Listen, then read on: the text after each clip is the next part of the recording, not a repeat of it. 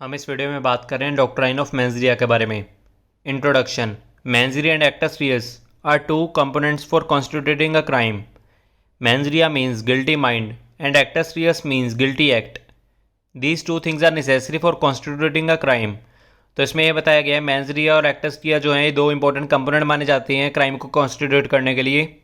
और मेंस का मतलब होता है गिल्टी माइंड या गिल्टी इंटेंशन। एक्टस रियस का मतलब होता है गिल्टी एक्ट करना। दोनों के दोनों क्राइम को कॉन्स्टिट्यूट करने के लिए नेसेसरी माने जाते हैं। A person can not claimed guilty until these two elements are present in the crime. अगर दोनों में से कोई भी एक एलिमेंट भी अगर प्रेजेंट नहीं हुआ एक्ट के अंदर तो वो क्राइम के लिए गिल्टी नहीं माना जाएगा, उसका एक्ट क्राइम नहीं माना जाएगा। The Latin phrase actus reus non facit reum nisi mens sit rea means an act does not make a person guilty unless mind is also guilty.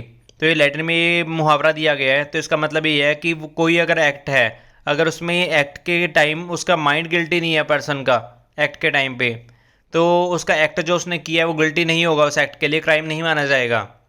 कि एक पर्सन जो गिल्टी, जब तक उसका माइंड गिल्टी नहीं है तब तक उसका एक्ट भी गिल्टी नहीं माना जाएगा। Actus reus amounts to physical element of a crime. It can the form of an act an omission or state of affairs. जो एक्टस रियस है फिजिकल एलिमेंट होता है क्राइम का, और ये एक्ट भी हो सकता है या ओमिशन भी हो सकता है। Mens rea amount to mental element of a crime. It's what goes on inside the defendant's mind. Mens rea जो है वो मेंटल एलिमेंट है क्राइम का, और मेंस रिया का जैसे आपको मतलब पता होगा गिल्टी माइंड या गिल्टी इंटेंशन, तो ये माइंड से मतलब माइंड में होती है। It's direct intention, indirect intention और रेकलेसनेस ऑफ पर्सन। या तो मेंजरिया में डायरेक्ट इंटेंशन आ सकती है, इनडायरेक्ट इंटेंशन आ सकती है, या कोई लापरवाही वगैरह आ सकती है। अब हम बात करें ओरिजिन ऑफ मेंजरिया के बारे में। The maxim acts reus non फेसिट्रिम निसिमेंसिट्रिया, तो इसमें यह बताया गया है is the essence of criminal law. तो जो ये कहावत है, ये कहावत क्रिमिनल लॉ के लिए काफ़ी इंपॉर्टेंट मानी जाती है, क्रिमिनल लॉ इसी पे बेस्ड है। Some courts says that this principle is a sacred principle of criminal jurisprudence. Most of the courts say it's impossible to do crime without mens rea.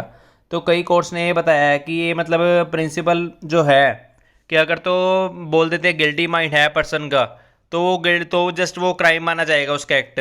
अगर तो उसमें उसने गिल्टी इंटेंशन है, उसका guilty mind नहीं है, तो उसका जो एक्ट किया है उसने वो क्राइम नहीं माना जाएगा।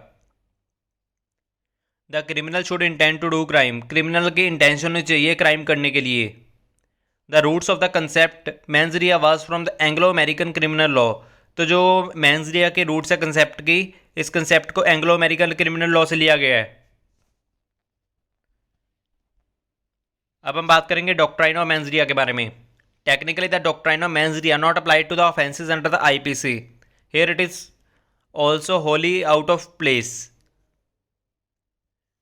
इन the IPC 1860 every offence is defined very clearly. तो इसमें बताया गया है जो डॉक्ट्राइन ऑफ मेंस रिया है बेसिकली इंडिया के जो ऑफेंसेज है, इंडियन पेनल कोड के ऑफेंसेज है, उस पर अप्लाई नहीं होता बेसिकली। बट अगर हम बात करें आईपीसी के अंदर सारे के सारे ऑफेंसेस की डेफिनेशन वगैरह अच्छे से क्लैरिटी वगैरह करके क्लियर वगैरह दी गई है। The definition not only states what accused might have done. तो डेफिनेशन में सिर्फ यही नहीं बताया गया कि हाँ उस अक्यूज ने किया क्या है, that also states about the state of his mind. तो उसके माइंड के बारे में भी बताया गया है डेफिनेशन के अंदर, with regard to the act when he was doing it. जो भी उसने एक्ट किया है, उसने जो एक्ट किया है उसमें क्या उसका माइंड होगा, ऐसा वैसा मतलब डेफिनेशन पढ़ के ये सब क्लैरिटी होती है। Under the IPC all offences connected to the ground of intention knowledge और रीजन टू बिलीव। तो आईपीसी के अंदर जो सारे ऑफेंसेस वगैरह दिए गए हैं वो सारे के सारे इंटेंशन की ग्राउंड पे या नॉलेज की ग्राउंड पे या रीजन टू बिलीव, कोई रीजन होना चाहिए बिलीव करने के लिए, उस ग्राउंड पे दिए गए हैं। Every offence based on the idea of criminal intent और मेंस रिया। जो भी ऑफेंस वगैरह दिए गए सारे के सारे ऑफेंसेस या तो क्रिमिनल इंटेंशन पे या मेंस रिया पे या गिल्टी माइंड के ऊपर डिपेंड होते हैं, बेस्ड होते हैं। Mens rea refers to criminal intent. Mens rea criminal intention को रेफर करते हैं। The literal meaning of Latin guilty mind. अगर हम मेंस रिया जो लैटिन वर्ड है, अगर उसका लिटरली मीनिंग की बात करें तो उसका मतलब है guilty mind. The plural of mens rea is mentes रिया।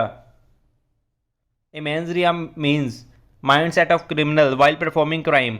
तो इसमें मेंस rea का मतलब ये बताया गया है कि क्रिमिनल जब अपनी एक्ट को करता है, परफॉर्म करता है, अपने एक्ट को, क्राइम को परफॉर्म करता है, तो उसका माइंड सेट क्या होता है, उसकी इंटेंशन क्या होती है। It's necessary to prove mens rea to punish the accused persons. अगर हम बात करें कि कोई पर्सन अक्यूज्ड है कि उसने कोई क्राइम वगैरह किया है, तो उसकी जो मेंस rea है वो प्रूव करनी नेसेसरी है। अगर मेंस rea नहीं प्रूव होगी तो वो बच सकता है। The prosecution typically must prove keeping aside the reasonable doubt that the defendant committed the offense with a culpable mind set। तो इसमें यह बताया गया है कि प्रूव करना काफ़ी मुश्किल होता है कि मतलब जो डिफेंडेंट ने काम किया है वो मतलब कल्पेबल, मतलब बोल देते हैं हम गलत इंटेंशन से की है जो भी उसने ऑफेंस की है। Justice Holmes famously illustrated the concept of intent when he said even a dog knows the difference between being stumbled over and being kicked. तो इसमें यह बताया गया है कि एक कुत्ते को भी, जो जस्टिस होम्स हैं उनकी फेमस कहावत है even a dog knows the difference between being stumbled over and being kicked, कि एक कुत्ते को भी पता होता है कि उसको लात पड़ रही है या उसको मतलब दूर किया जा रहा है। अब इस पर बात करें एक्टस नॉन फैसिट्रीमनिसी मैंसिट्रिया के बारे में, इस कहावत के बारे में। The well known Latin maxim enunciates the relation between mens rea and a criminal in general. तो जो ये लैटिन कहावत दी गई है तो इसमें यह बताया गया है कि मेंस rea और क्राइम का जनरली क्या रिलेशन है एक दूसरे के साथ।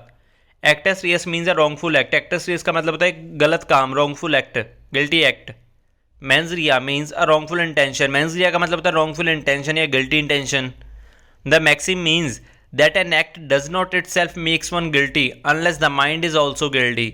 तो इसमें यह बताया गया कोई भी एक एक्ट, अगर को एक्ट करने के टाइम पे पर्सन का माइंड गिल्टी नहीं है तो वो जो उसने एक्ट किया वो भी गिल्टी नहीं माना जाएगा।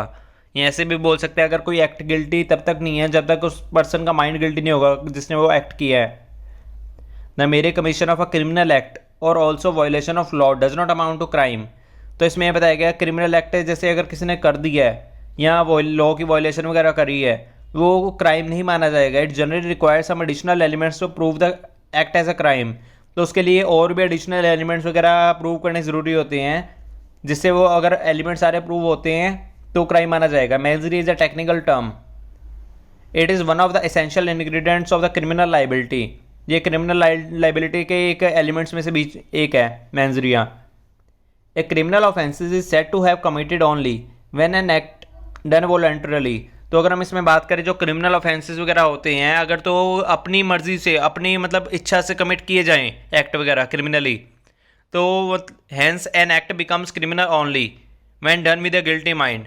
तो उसमें बताया गया अगर तो किसी पर्सन ने अपनी मर्जी से, अपनी इच्छा से कोई गिल्टी एक्ट करा है या कोई क्राइम करा है तो वो क्राइम माना जाएगा और उस पर्सन को क्रिमिनल बोला जाएगा।